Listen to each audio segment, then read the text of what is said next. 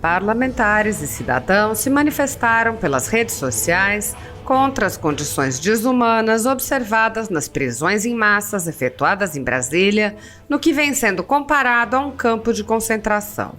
O deputado Sóstenes Cavalcante disse: quem sempre fez manifestações com quebra-quebra foi a esquerda. A imprensa não chamava essas manifestações esquerdistas de atos antidemocráticos. Reitero que sou contra a depredação de patrimônio público e privado, entretanto, não posso aceitar os dois pesos e duas medidas. Tomar por 90 dias um mandato adquirido pelo voto, sem nenhum direito à defesa, é a prova do regime de exceção que o Brasil está vivendo. Punição coletiva não existe no arcabouço jurídico brasileiro, isso é coisa do regime cubano. Separem e individualizem cada manifestante e que cada um responda de acordo com o arcabouço probatório. Qualquer coisa diferente disso será assumir que o Brasil já virou Cuba. O deputado Luiz Lima disse: tem uma posição clara. Uma coisa é prisão em flagrante delito de alguém que estava cometendo algum crime, outra coisa é deter mais de 1.000 pessoas que estavam pacificamente na frente de um quartel do Exército, se manifestando a favor do que acreditam ser o melhor para o Brasil. O deputado José Medeiros afirmou: não pode haver cerceamento de liberdade genérica por mais de 24 horas sem lavratura de flagrante. O mundo está de cabeça para baixo no Brasil. Temos uma Guantánamo em plena capital federal. O deputado Major Vitor Hugo disse: a votação do decreto de intervenção no Distrito Federal foi simbólica no plenário da Câmara. Registro aqui e o farei formalmente meu voto contrário. Não foram ouvidos os conselhos da República e da Defesa, como a Constituição determina. A situação que motivou a excepcionalidade já cessou. E o interventor na segurança pública não é um especialista na área. Há que se ter cuidado para que a medida empreendida para combater algo efetivamente errado, como o vandalismo, se torne também agressivo à nossa democracia e pretexto para a esquerda subjugar sua legítima oposição. Minha posição contra os atos de violência e vandalismo de ontem já foi explicitada. O que não se pode admitir é o aproveitamento político do ocorrido por parte da esquerda. Por isso, meu voto contrário. Serenidade, paz, estratégia, determinação, inteligência e firmeza para que a direita exerça seu necessário e legítimo direito de oposição pacífica ao atual governo. O senador eleito, general Hamilton Mourão, ex-vice-presidente no governo Bolsonaro, disse: a detenção indiscriminada de mais de 1.200 pessoas que hoje estão confinadas em condições precárias nas instalações da Polícia Federal em Brasília mostra que o novo governo, coerente com suas raízes marxistas-leninistas, age de forma amadora, desumana e ilegal. O Brasil e as pessoas detidas esperam ações rápidas dos nossos parlamentares em mandato e das verdadeiras entidades ligadas aos direitos humanos. O deputado Sóstenes Cavalcante se exaltou. Parabéns ao governo e a todos que fizeram o L. Conseguiram fazer um campo de concentração no padrão com idosos, crianças, etc. no Brasil. O que está acontecendo é a maior violação dos direitos humanos do presente século. O deputado Osmar Terra compartilhou um print que informava sobre um óbito no campo e disse: se isso for confirmado, é muito grave. A Câmara dos Deputados deve formar uma comissão externa para acompanhar a situação das mais de 1.000 pessoas detidas. O deputado federal Altineu Cortes, presidente do PL do Rio de Janeiro, partido do ex-presidente Jair Bolsonaro, afirmou: sempre lutaremos a favor da democracia, da liberdade de expressão e do pleno exercício da manifestação popular, mas também contra ataques às instituições e ao patrimônio público.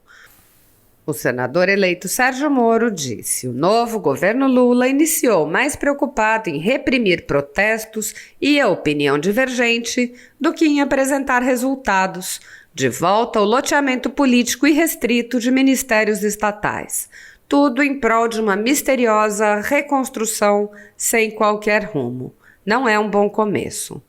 O deputado federal Carlos Sampaio afirmou: todos sabem da minha luta histórica contra o PT. Derrubamos Dilma sem quebrar uma lixeira sequer. Violência e depredação de patrimônio público não são aceitáveis. Não é dessa forma que vamos combater os retrocessos do governo Lula. Lamento profundamente e condeno os excessos cometidos nessa invasão injustificável aos prédios que representam a nossa democracia.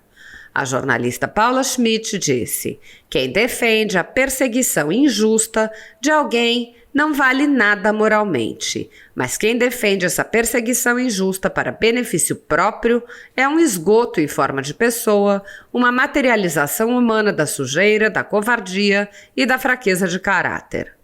O coronel Amaro perguntou: onde estão os políticos de direita defendendo o povo que está sendo oprimido?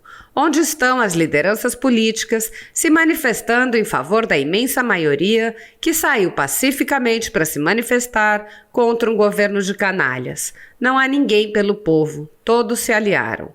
O que teria acontecido ao PT se o sistema tivesse se unido para derrotá-lo, assim como fez contra Bolsonaro? O PT estaria destruído. Mas por que os ataques ao PT foram tão limitados no tempo? Porque o PT serve ao sistema. Tudo o que está acontecendo é coordenado pelo sistema. Conheçam a ditadura brasileira. Todos têm culpa. Os que deixaram chegar a esse ponto, os que foram lenientes, os que fugiram, os que usurparam poderes alheios, os que nos impuseram um ladrão na presidência. Aos que me perguntam o que fazer, nesse momento só posso dizer: não sei. Não há mais nada a dizer. Vergonha. O Brasil está sob uma cruel ditadura. Isso nunca aconteceu em nossa história.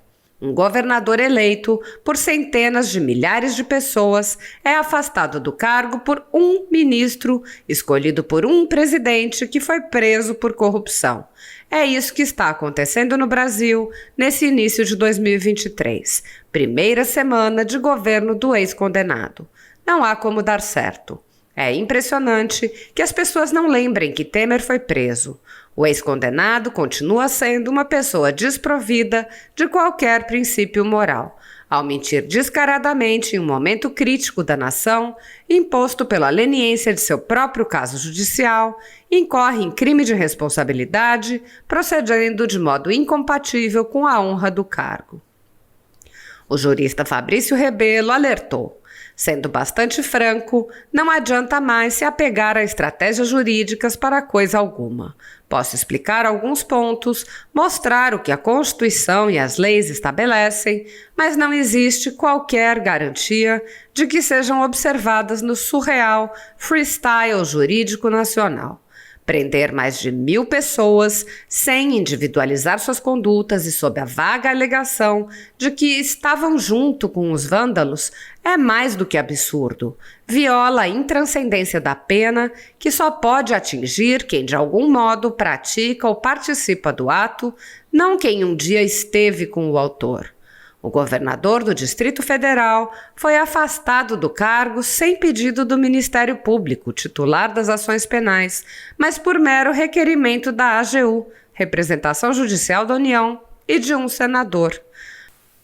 Processualmente, conforme pacifica o informativo número 863 do Supremo Tribunal Federal, o afastamento demandaria autorização da Casa Legislativa para abertura de processo, recebimento da denúncia e decisão específica o determinando. A competência, para tanto, é do Superior Tribunal de Justiça.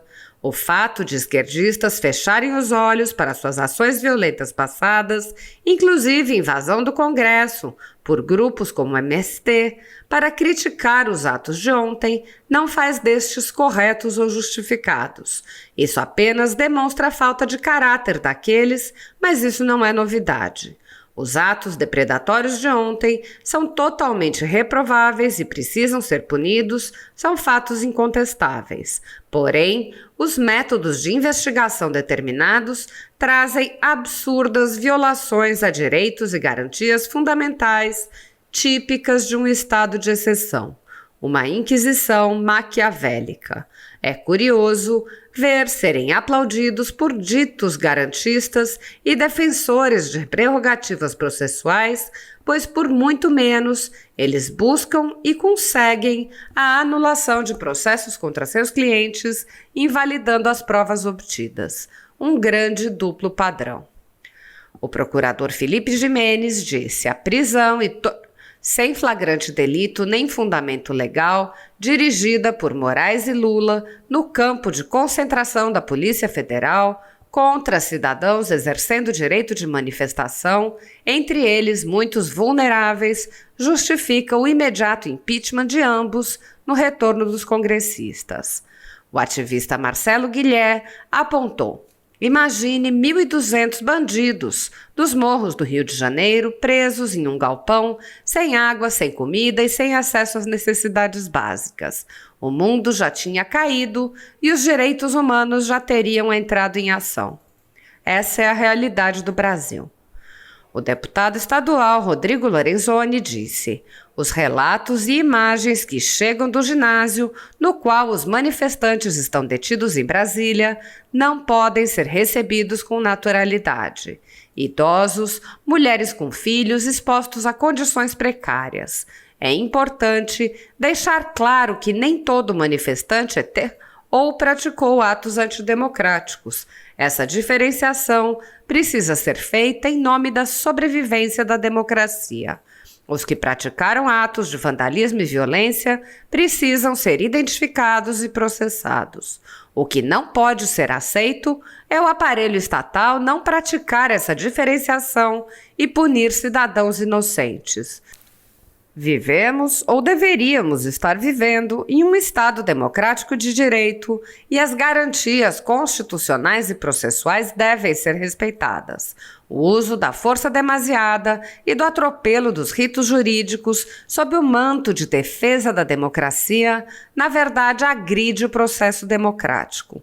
O momento requer firmeza e lucidez. Ideologizar o uso da defesa da democracia é tão grave quanto os atos violentos. Aqueles que executam atos violentos contra o patrimônio público, praticam vandalismo, extrapolam suas funções constitucionais com truculência, afrontam com suas decisões os direitos fundamentais e cerceiam a liberdade dos brasileiros, precisam ser identificados e processados na forma da lei. Todos, sem exceção. Somente assim estaremos realmente defendendo nossa democracia. Muitos brasileiros estão vivendo sob o jugo de uma ditadura em que seus direitos e garantias fundamentais estão sendo desrespeitados. O país tem presos políticos e pessoas, jornais e sites censurados. A totalidade da renda da Folha Política e também de outros canais e sites conservadores está sendo confiscada a mando do ministro Luiz Felipe Salomão, ex-corregedor do Tribunal Superior Eleitoral, em uma decisão que recebeu o respaldo dos ministros Luiz Roberto Barroso, Alexandre de Moraes e Edson Fachin. Há mais de 18 meses, todos os rendimentos de jornais, canais e sites conservadores são retidos sem previsão legal. Se você apoia o trabalho da Folha Política, que há 10 anos mostra os fatos da política brasileira e pode ajudar o jornal a permanecer em funcionamento, doe qualquer valor através do Pix, usando o QR Code que aparece na tela ou o código ajude@folhapolitica.org. Caso não utilize Pix, há a opção de transferência bancária para a conta da empresa Raposo Fernandes, disponível na descrição deste vídeo e no comentário fixado no topo. Há 10 anos, a Folha Política vem mostrando para você os fatos da política brasileira, fazendo a cobertura dos 3 poderes e dando voz a pessoas que o cartel midiático quer calar. Pix ajude@folhapolitica.org.